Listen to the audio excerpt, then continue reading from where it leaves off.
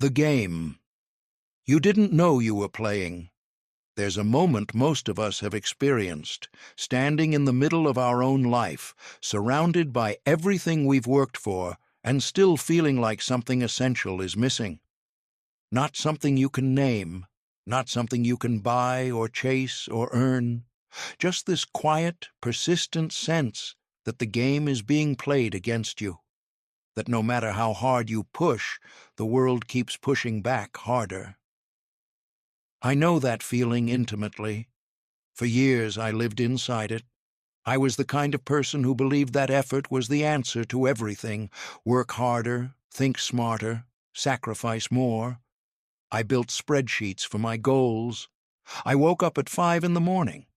I read every productivity book on the shelf, and yet, somewhere around my mid-30s, I found myself sitting alone in my apartment in New York, an apartment I could barely afford, staring at a wall and genuinely unable to answer a question that a 7-year-old could ask. Why isn't this working? The bills were relentless. The relationships I valued most kept slipping through my fingers. My health was quietly crumbling under the weight of stress I refused to acknowledge. And the worst part? I had no idea what I was doing wrong. From the outside, I looked capable. From the inside, I felt like a person running full speed on a hamster wheel, expending everything, going nowhere. It wasn't until I stumbled across a small, worn-out book at a second-hand shop in London. I was there for a work conference that had gone badly, that something began to shift. The book had no glossy cover, no celebrity endorsement, no bestseller badge. It was just an old collection of teachings on what the author called the spiritual laws of life, laws that govern not just success, but health, love, peace, and the very quality of consciousness we carry through our days. I almost put it back on the shelf. I'm glad I didn't. What I read in those pages didn't feel like anything I'd encountered in business schools or self-help seminars. It didn't tell me to hustle harder or visualize a yacht. What it told me, slowly, almost patiently, was that the life I was experiencing on the outside was a direct and faithful reflection of the landscape I had built on the inside, every fear I'd been feeding, every doubt I'd been rehearsing. Every time I'd told myself this is just how things are for people like me, all of it had been quietly constructing the world I was so desperate to escape. That realization is the foundation of everything I want to share with you in this piece. Not because it's comfortable, not because it lets you off the hook, but because it contains a truth so powerful that once you really absorb it, once it moves from your head into your bones, your relationship with life will never be the same again. The game hasn't been rigged against you. You just didn't know the rules. The architecture of reality most people never see. Here's what conventional wisdom gets wrong about abundance. It treats it as a destination, something you reach after enough years of struggle, something the economy decides to give you or withhold from you, something that lives in a bank account, a job title, or a postcode. But abundance isn't a destination. It's a frequency. Think about a radio. The music doesn't come from the device. It comes from a signal that already exists in the air around you. The radio doesn't create the music. It receives it. But to receive a specific station, it has to be tuned to the right frequency. If it's off by even a fraction, all you get is static. Your mind works the same way. Abundance, real abundance, the kind that touches every corner of your life, is already present as a possibility. It exists as a signal in the field of life. But whether you receive it or not depends entirely on the frequency you're broadcasting from your own consciousness. And that frequency is shaped by something most of us never examine: the deep, habitual patterns of thought and belief that run like invisible software beneath everything we say, feel, and do. This is not metaphor. This is mechanism. The ancient spiritual teachers understood it. Modern neuroscience is now confirming it. What you repeatedly think, what you consistently believe, what you silently expect. These are not passive reflections of your circumstances. They are the instructions your mind sends to the world about what to keep delivering to your door. Marcus, a financial consultant I once met at a conference in Zurich, told me a story that illustrates this perfectly. He had built a successful career advising wealthy clients on investments. From the outside, he was the picture of financial confidence. But in his private life, money always seemed to vanish. No matter what he earned, it slipped away. Unexpected expenses, poor personal decisions, relationships that cost him dearly. He couldn't understand the contradiction. It wasn't until he started paying serious attention to his inner dialogue that the pattern became visible. Beneath his professional competence was a voice, quiet but constant, whispering things like, "People like us don't hold on to money. Wealth is for people who were born into it. I'm good at helping others get rich, but that's not really my world." He had inherited this voice from his father, who had inherited it from his grandfather. A multi-generational story about scarcity, dressed up as humility, and Marcus had been faithfully broadcasting it for decades, wondering why life kept faithfully responding. When he began to change the story, not just intellectually, but in the actual texture of his daily thoughts and the words he chose to speak about himself and money, things began to shift in ways he describes as almost disorienting. Opportunities he had genuinely been blind to before became suddenly obvious. Relationships that had been draining transformed or dissolved. His personal finances stabilized and then grew, not through any single dramatic windfall, but through a steady series of aligned decisions that his newly recalibrated mind was now capable of making. The rules of the game hadn't changed. Marcus had. That's the whole story, told in 6 words. The weight you don't know you're carrying. Before we can talk about abundance, we have to talk about what blocks it.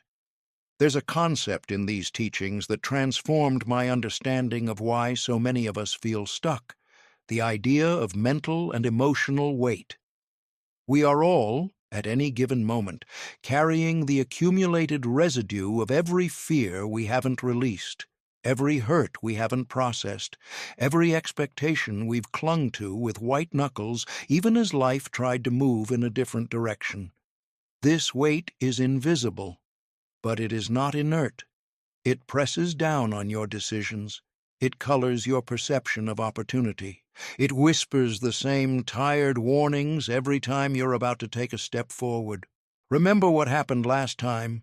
You can't trust this. Something will go wrong. The physical world has its laws of gravity. Everything with weight gets pulled down. But there's a threshold in actual physics beyond which an object transcends gravity's pull entirely. It reaches what scientists call escape velocity, and at that point, the same force that was pulling it down becomes irrelevant. The same principle applies to consciousness.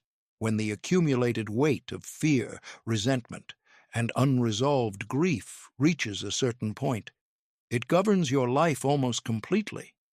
But there is a practice, ancient and yet somehow always surprising when you first encounter it, that can change this.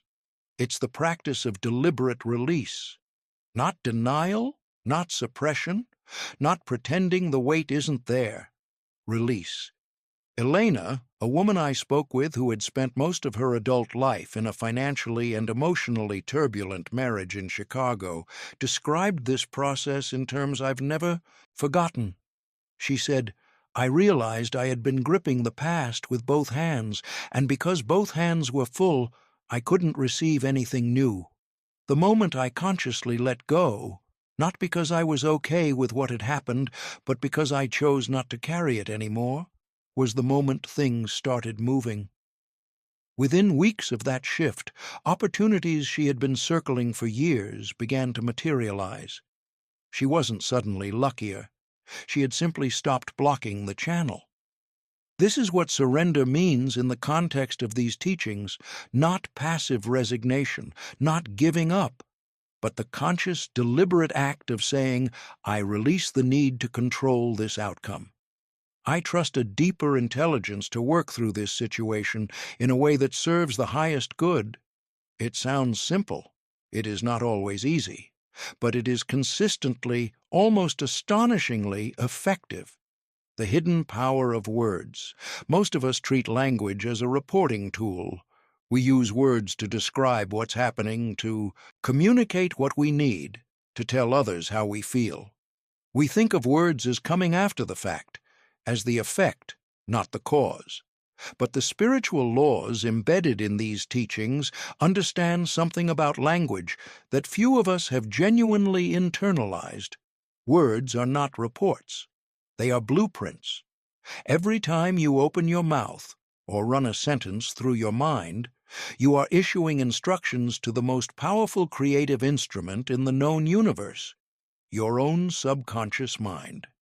And your subconscious mind, unlike your conscious mind, does not evaluate or argue or apply critical thinking.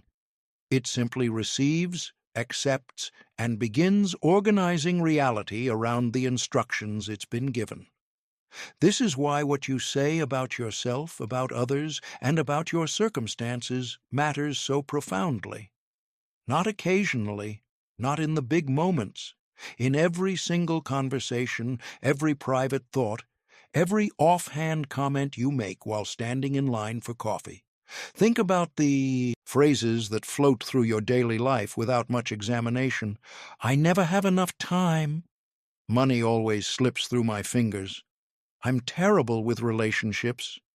Good things never seem to last for me. I'm just not lucky like that. Each of these is a declaration, a command issued to the subconscious. And the subconscious, loyal, literal, tireless, gets to work making them true. The teaching calls this the law of affirmation, and it operates through two distinct movements. The first is negation, consciously recognizing and rejecting a false or limiting narrative that has taken up residence in your mind. The second is affirmation, consciously installing a new and truer story in its place.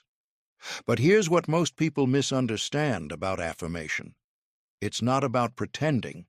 It's not about chanting cheerful phrases while ignoring reality. It's about recognizing that what you currently see is not the complete picture. It is one possibility, the one your current consciousness is projecting, but it is not the only one, and it is not permanent.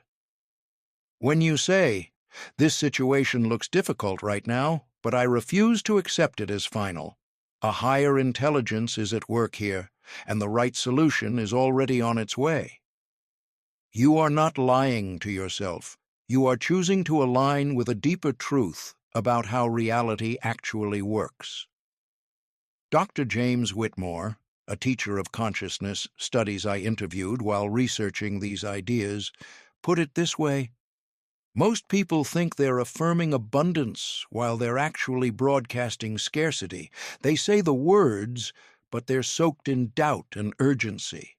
The subconscious doesn't hear the words. It hears the emotional frequency underneath them. If the frequency is fear, that's what gets amplified. Every single time. The practice, then, is not just choosing better words. It's choosing better words from a place of genuine, grounded, embodied trust. That's a much deeper discipline. And it's exactly the one that changes everything. Giving before you receive. The abundance paradox. One of the most counterintuitive principles in these teachings is this: if you want more abundance in your life, start giving more freely. I can feel the resistance in that sentence. I felt it too, because it seems to violate the basic logic of scarcity. If you don't have enough, how can you afford to give? If resources are limited, isn't holding on to them the smart move? But this thinking, while it feels protective, is actually the very mechanism that keeps abundance at bay. The universe, these teachings argue, is not a closed system. It is an open, dynamic, continuously flowing system, more like a living river than a fixed reservoir. In a river, the water moves. It comes and it goes and it comes again, constantly renewed. In a reservoir, the water sits still. And what happens to still water? It stagnates. It becomes a closed loop. Cut off from source, it slowly depletes. Most people treat their resources like reservoirs. They hoard, they grip, they calculate with anxiety whether there's enough to go around. And the tragic irony is that this very posture, born of fear, sustained by distrust, creates the conditions it's most afraid of. Giving, done from genuine generosity rather than performance or strategy, breaks this pattern. It declares to the deepest level of your consciousness, I trust the flow. I am not afraid of lack. What I release from my hands will return to me multiplied because I am operating inside a system of abundance, not scarcity. Sarah, a single mother I spoke with in Auckland, New Zealand, told me she had tried every practical strategy she could find to stabilize her finances after her divorce. Budget apps, side hustles, debt management plans. Nothing seemed to create lasting change. The numbers improved slightly and then always seemed to find their previous low point. What finally shifted it, and she laughed when she told me, because it was so unexpected, was when she started giving away a small amount every single week, regardless of her circumstances. Not strategically, just to whoever seemed to need it more than she did that week. Within 3 months, she said, my income had more than doubled through opportunities I didn't engineer. It was as if life was responding to a signal I'd finally started sending correctly. The mechanism behind this isn't mystical. Or rather, it's mystical in the same sense that gravity is mystical. It simply operates, whether you understand it or not. What you give with an open heart creates an open channel, and open channels carry abundance in both directions. The love you've been getting wrong. Here's something nobody tells you when they talk about manifesting abundance. Love is not separate from the process. It is the process. Or, more precisely, the quality of love you carry, the degree to which it's free of fear, possession, and hidden agenda, determines whether the channel of abundance can remain open. But the teachings I've been exploring for the past few years have been about love as a verb, as something that we do, as something we either do or don't do, depending on who's in our lives. But the teachings I've been exploring for the past decade treat love as something far more fundamental than a feeling. They treat it as the primary operating frequency of a healthy, abundant life. And they make a claim that initially sounds almost too simple but turns out to be transformatively accurate. Fear is not the opposite of love. Fear is what love becomes when it gets contaminated. Think about every relationship in your life, romantic, professional, familial, where things eventually went wrong. I'd be willing to bet that if you trace it back carefully enough, you'll find fear at the root. Fear of not being enough, fear of being abandoned, fear of being seen too clearly and rejected, fear of losing what you have, fear that good things don't last for people like you. These fears don't announce themselves. They dress up as love, as care, as concern, as dedication. But their fingerprints are unmistakable: control, jealousy, possessiveness, and, perhaps most insidiously, the silent background hum of I love you, but I need you to behave in a certain way to reassure me that I'm safe. That's not love. That's a transaction disguised as love, and transactions never create abundance. The jealousy trap and what it actually reveals. Of all the fear-based emotions that contaminate love and block abundance, jealousy is perhaps the most misunderstood. We typically treat jealousy as though it's about the other person, about their behavior, their choices, their perceived betrayal. But jealousy is almost never about the other person. It's about a story you're telling yourself about your own worth. A jealous mind is a mind that has decided, on some level, that it is replaceable, that what it offers isn't enough, that love is a finite resource that someone else might claim before you do, and from this premise it begins to generate an endless series of threatening scenarios, most of which exist nowhere but in the imagination, and then responds to those imaginary scenarios as though they were real. Here's what makes this particularly destructive in the context of abundance. Jealousy is an extraordinarily powerful creative force. The images it generates are vivid, emotionally charged, and repetitive, exactly the kind of input that the subconscious treats as instructions. When you spend time jealously imagining your partner choosing someone else, your colleague getting the promotion you wanted, your friend living the life you feel you deserve, you are, in the most literal sense, creating those outcomes. Not through any mystical intervention, but through the perfectly ordinary mechanism of a mind that has been given a clear, emotionally intense picture to organize reality around. David, a software engineer I met at a workshop in San Francisco, had watched 3 long-term relationships dissolve in ways he found genuinely baffling. Each time, he'd started the relationship with enormous enthusiasm and then, gradually, had become consumed by an anxiety he couldn't quite articulate. He'd check his partner's phone. He'd become distant and cold, and then furious when they responded to his distance. He'd create the very rejection he feared, and then point to the rejection as proof that he'd been right to be afraid. It wasn't until he started doing the inner work these teachings describe, specifically looking directly at the core belief underneath his jealousy, which turned out to be, "I am fundamentally unlovable," that the pattern became visible and, eventually, breakable. Recognizing the belief wasn't enough on its own.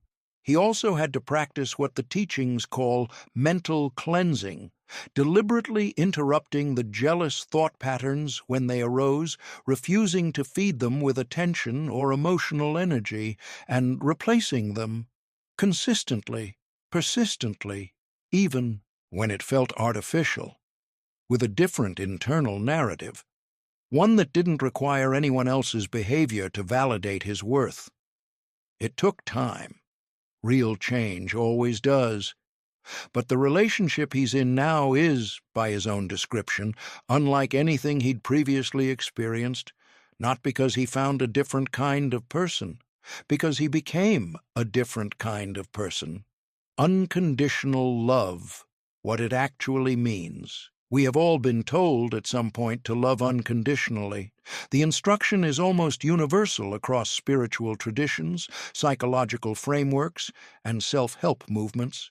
But I've noticed that most people nod vigorously when they hear it, and then live in a way that's almost entirely at odds with it.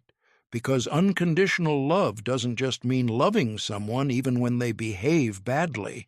That's an important part of it, but it's not the whole thing. Unconditional love, in its truest sense, means loving someone in a way that doesn't require anything from them in return. It means loving them in a way that doesn't secretly harbor the demand, "You have to stay, you have to choose me, you have to need me, otherwise my love was wasted." This is where it gets difficult, because that kind of love requires something that feels terrifying to most of us. A willingness to let people go, a willingness to release our grip on people, relationships, and outcomes that we've decided we can't live without. A willingness to say, from a place of genuine peace rather than performative detachment, "I love you, and if you're happier elsewhere, I want that for you." The teachings are unambiguous on this point. What belongs to you cannot be lost, and what you try to force to stay, that doesn't belong to you, will always cause suffering. The grip is always the problem. The grip is always the signal that fear has displaced love as the dominant frequency. Here's the paradox. When you genuinely release the grip, when you stop clinging and clutching and demanding and manipulating, you create the conditions in which genuine love can actually flourish. Because love that stays by choice is worth infinitely more than love that stays by coercion. And love that leaves, when you've genuinely released it, was either not yours to begin with, or will return in a purer form once the fear has cleared. Perfect love casts out fear, not because perfect love is naive or blind, but because when love is deep enough and clear enough, there's simply no room left for fear to operate. This isn't an instruction to be a pushover or to let people treat you badly in the name of love. That's not love. That's self-abandonment wearing love's clothing. Real love includes the love of yourself, which sometimes means drawing a clear line and saying, "I love you, and I will not allow this dynamic to continue." But notice the difference in energy between that statement and its fear-based cousin. "You'd better change, or I'll leave." One comes from clarity and self-respect. The other comes from threat and panic. The subconscious reads that difference perfectly. When money and love follow the same rules, one of the insights that genuinely shook my understanding when I first encountered it was this. The rules that govern love in relationships are exactly the same rules that govern money and abundance in your finances. The same fear, the same grip, the same contamination, the same block. Think about how most people relate to money. They talk about it the way a jealous lover talks about a partner they're afraid to lose.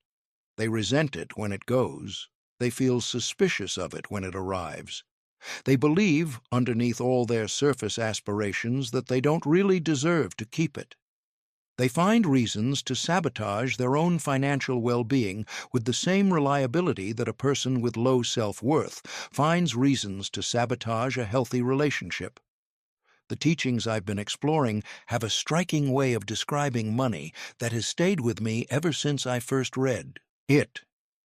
Money is not the enemy of spirituality, and it is not the goal of spirituality. It is a medium.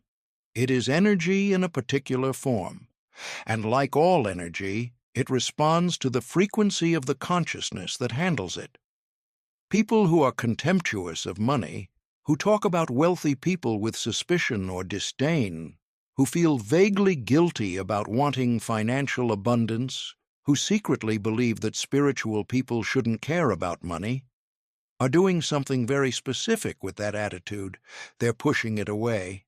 They're telling their subconscious, "This thing I claim to need is actually dirty. It's beneath me." It belongs to people who aren't as principled as I am, and the subconscious, loyal as ever, obliges. A colleague of mine in the creative industry, a genuinely talented designer in London named Priya, spent years cycling through the same pattern. Beautiful work, a few months of good income, and then a mysterious implosion, a client who didn't pay, an unexpected expense, a decision that made no rational sense and cost her significantly. She described it as feeling like she was running down a beach with the tide coming in behind her. When she started looking honestly at her relationship with money, not her spreadsheets, but her feelings, her language, her inherited beliefs, she discovered something that surprised her. She was deeply ambivalent about financial success. She'd grown up in a household where money was associated with stress and conflict, where her parents' arguments almost always traced back to finances. And, unconsciously, she'd concluded that abundance wasn't safe, that money created more problems than it solved, that the people who had it weren't happy. Changing that belief didn't happen overnight, but it did happen, and the transformation in her financial reality followed, not immediately, but unmistakably, within a year of doing the work. The principle is identical to what we've already discussed with love. You cannot hold on to what you grip, and you will struggle to receive what you fundamentally believe you don't deserve. The rules are the same. The work is the same. The result, when you do the work, is the same. The mirror principle. Why your world reflects. Your world here is perhaps the most challenging teaching in this entire framework, the one that generates the most resistance and, when genuinely internalized, creates the most profound change. Every person who shows up consistently in your life is showing you something about yourself. Not every passing stranger, not the person who cut you off in traffic, but the patterns, the recurring types of people, the recurring types of conflict, the recurring emotional experiences that seem to follow you from job to job, from relationship to relationship, from situation to situation. These are not coincidences. They are your consciousness calling to you in the only language a mirror can speak: reflection. This is not an instruction to blame yourself for every difficult thing that has happened to you. It is not a claim that victims are somehow responsible for the behavior of their perpetrators. It is something more subtle than that and more useful. The specific emotional reactions that other people reliably trigger in you are pointing directly at unhealed places in your own inner landscape.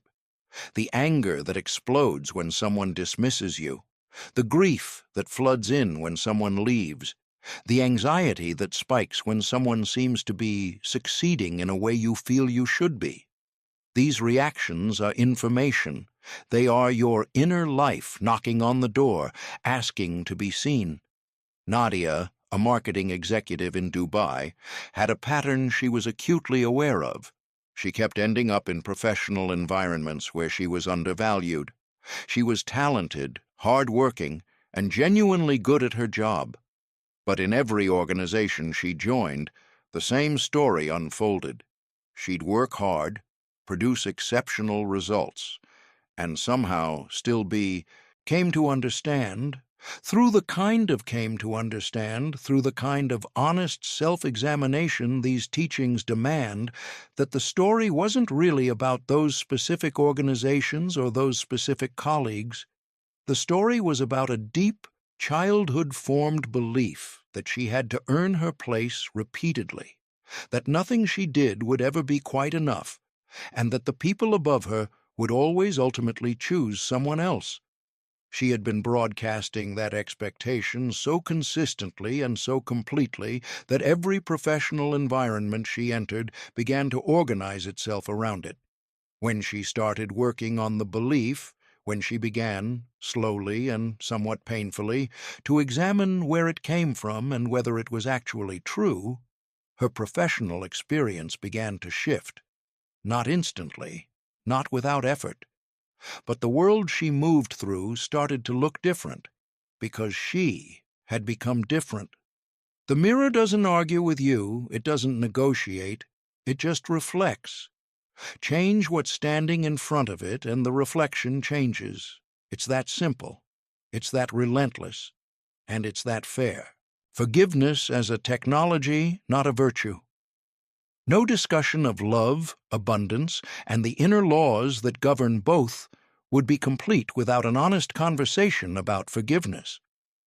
But I want to reframe forgiveness in a way that makes it genuinely useful, rather than another abstract spiritual instruction that sounds beautiful and changes nothing.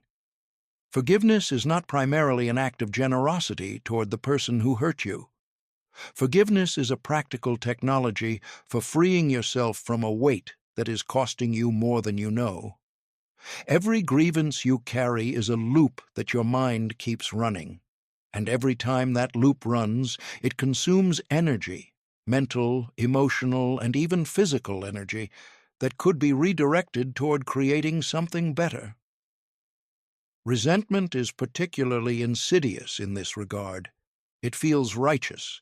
It feels like justice, as though by holding on to the grievance, you are somehow making the other person pay. But the person you are most reliably making pay is yourself. They have moved on. They are living their life, perhaps oblivious to the fact that you're still rehearsing the wrong they committed. Meanwhile, you are spending your precious creative energy, the same energy that could be shaping a more abundant future, keeping a past wound alive. Forgiveness doesn't mean what they did was okay. It doesn't mean you have to trust them again, or spend time with them, or pretend the harm didn't happen. Forgiveness means, I choose to release this event from its position as a central feature of my inner landscape. I choose to stop spending my consciousness on something that is over and cannot be changed. I choose to take back the energy I've been investing in this grievance and redirect it toward where I'm going. James, a man I interviewed for a project on personal transformation, described carrying a professional betrayal for almost a decade. A business partner had taken credit for his work, used his contacts to build a competing firm, and left him in a financial and professional hole that had taken years to climb out of. James was rightfully angry. The harm was real. But a decade later, long after he had rebuilt his career and his life, he was still rehearsing the story, still calculating what he deserved, still spending mental energy on a person who, by all accounts, had moved on completely. The moment he made the conscious decision to forgive, not because his former partner deserved it, but because he was done paying a toll on an old road, something unlocked.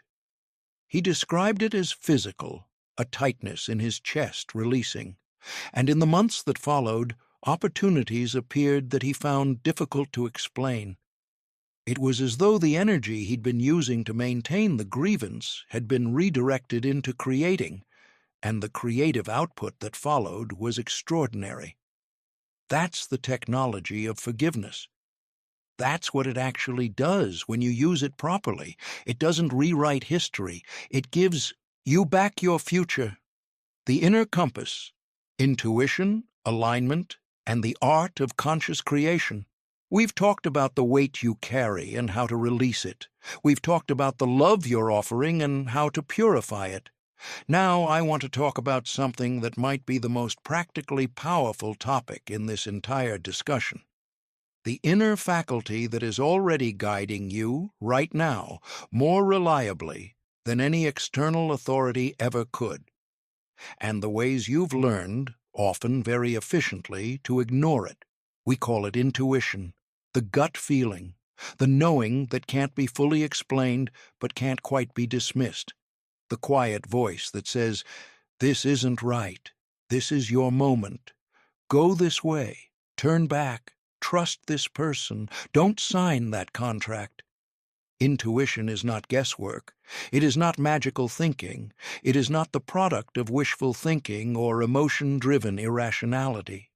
It is the output of a processing system in your consciousness that operates simultaneously at a level far beneath your logical mind and far above it, integrating pattern recognition, emotional resonance, energetic attunement, and what the spiritual traditions would call divine intelligence into a signal that arrives in your awareness as a feeling, a hunch, an inexplicable certainty. The problem is not that our intuition is unreliable. The problem is that we've been systematically trained to distrust it. How we learned to drown out our own signal. From the earliest years of childhood, most of us receive a consistent message. Trust authority, not yourself. Trust the expert, not your feeling. Trust the system, not your instinct. What you sense might be real, but it's probably not useful. What you feel might be true, but it's probably not appropriate. This isn't malicious. The people who delivered these messages were usually well-intentioned. They were trying to socialize us, to help us function in complex social structures, to protect us from the consequences of being too impressionable or too reactive. But the unintended side effect of this training is that most adults arrive at their 30s or 40s having thoroughly mastered the art of second-guessing themselves, of talking themselves out of knowing what they know. And here's the price of that: When your intuition is consistently overridden, it gets quieter. Not because it stops working, but because you stop listening. And when you stop listening to the inner signal, you become dependent on external validation. You make decisions based on what looks sensible to other people, what the data says, what the safe choice appears to be. And you end up living a life that is, by external measures, perfectly reasonable, and, by internal measures, somehow not quite right. The spiritual teachings I've been exploring have a specific name for this condition: living at the level of the ego mind rather than the divine mind. The ego mind is the part of us that's oriented toward survival, comparison, control, and self-protection.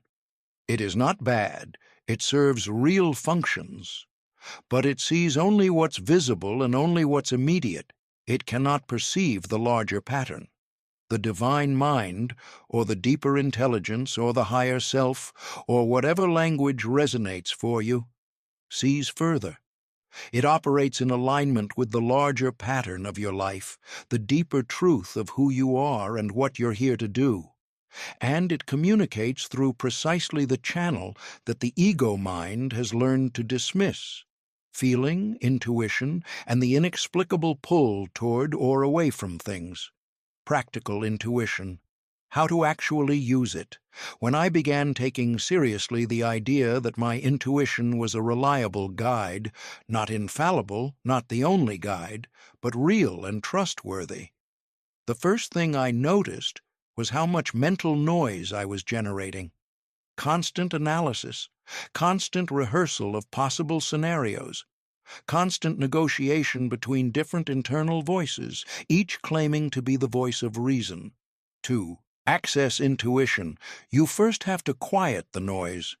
Not permanently, that's not the goal, but enough to create a space where the quieter, deeper signal can be heard.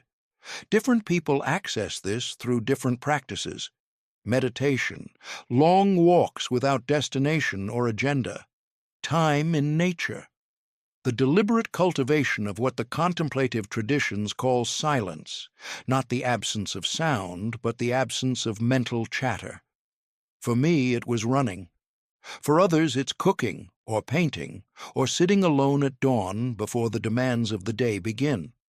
The specific practice matters less than the consistent intention. I am creating space to listen. I am setting aside the agenda of my conscious mind long enough for the deeper intelligence to communicate.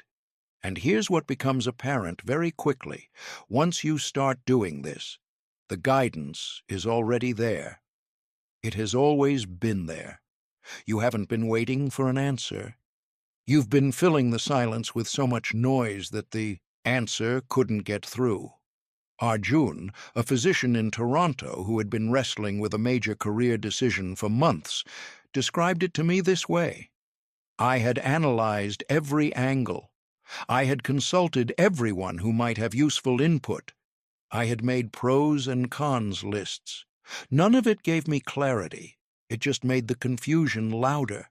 And then one morning, I sat in my garden before anyone else in the house was awake, and I made a deliberate decision not to think about the decision, just to sit. Within about 20 minutes, the answer was simply there. Clear, quiet, and completely certain. I knew what I was going to do. I have no idea how. He followed that guidance. 2 years later, he describes it as the best professional decision of his life, not because it was easy, it wasn't, but because it was aligned. The body speaks, what the mind won't.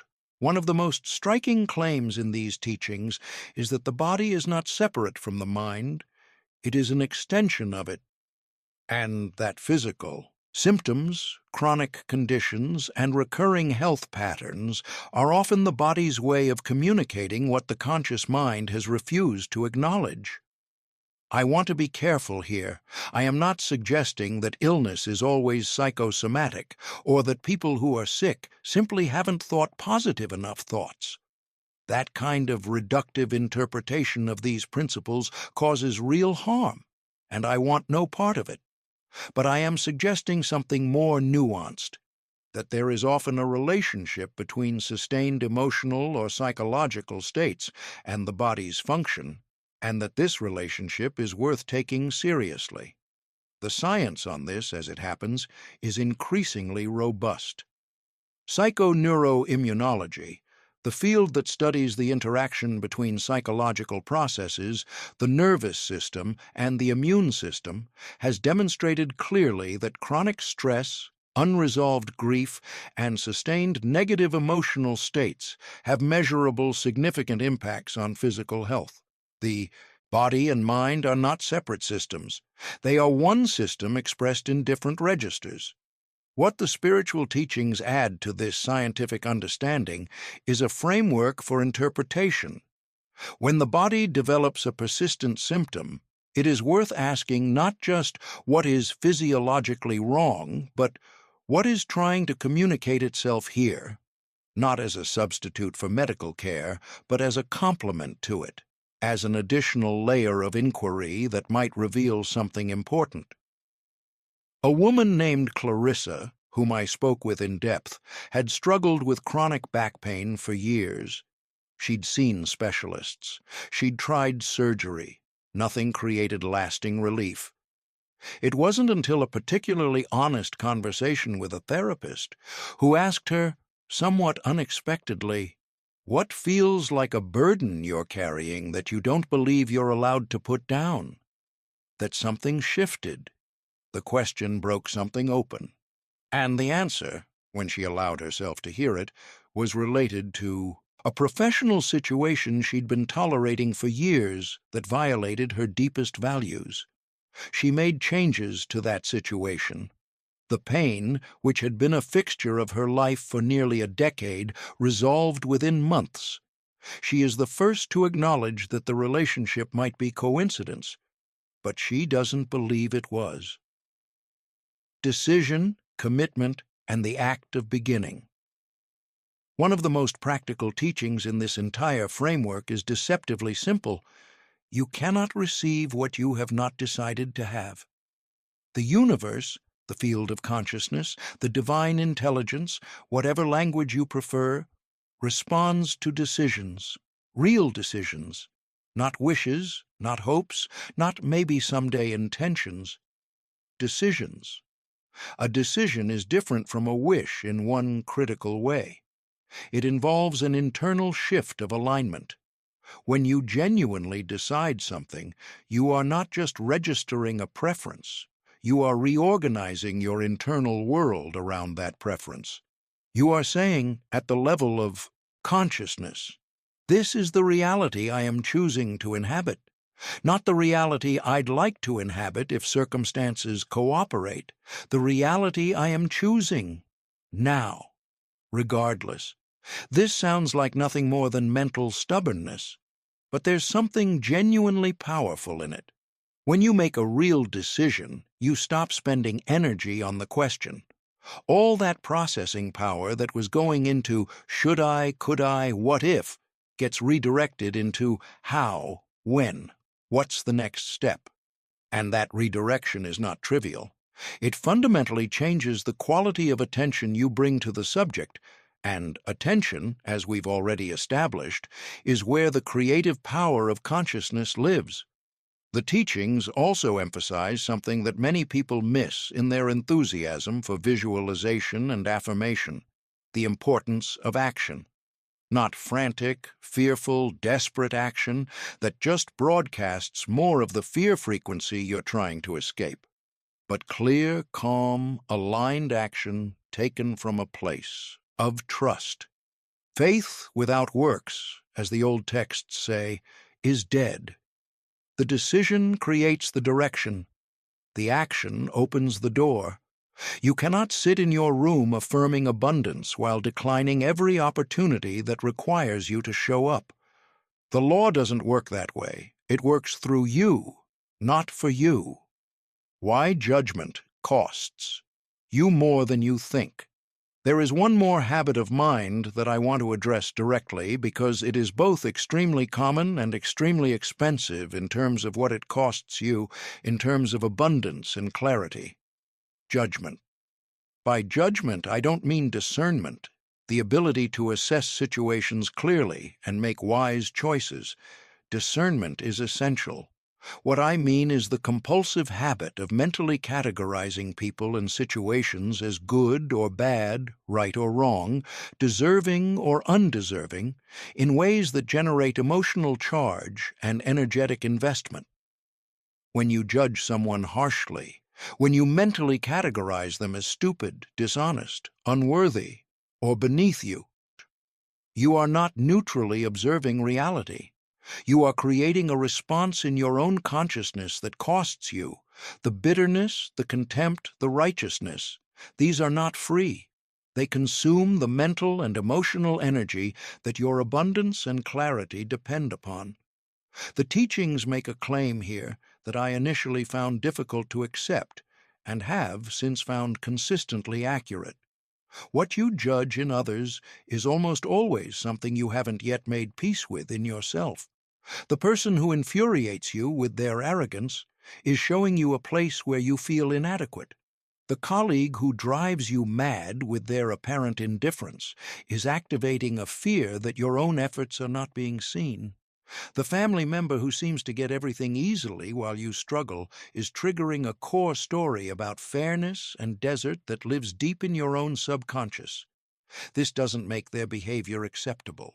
It makes it instructive, and the instruction is always pointing inward, not outward.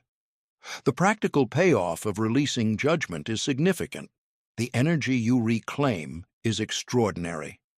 The clarity of perception that becomes possible when you're not constantly running the judgment algorithm is remarkable. You begin to see people, all people, with a kind of interested compassion that doesn't require you to approve of everything they do. And from that position of clear, non-reactive perception, you make far better decisions, create far more genuine connections, and navigate the complexity of life with a grace that chronic judgment simply cannot access. The completion principle. There's a concept in these teachings that doesn't get talked about nearly enough, and it's this. Incomplete things are an extraordinarily effective way to drain the energy you need for abundance. Not just unfinished projects, though those certainly qualify, but unfinished conversations, unresolved relationship dynamics, decisions you've been postponing, truths you've been avoiding, commitments you made to yourself and then quietly abandoned. Your mind, operating below conscious awareness, tracks all of these open loops. Every single one of them consumes a small but real portion of your processing capacity, holding the thread, maintaining the context, waiting for resolution.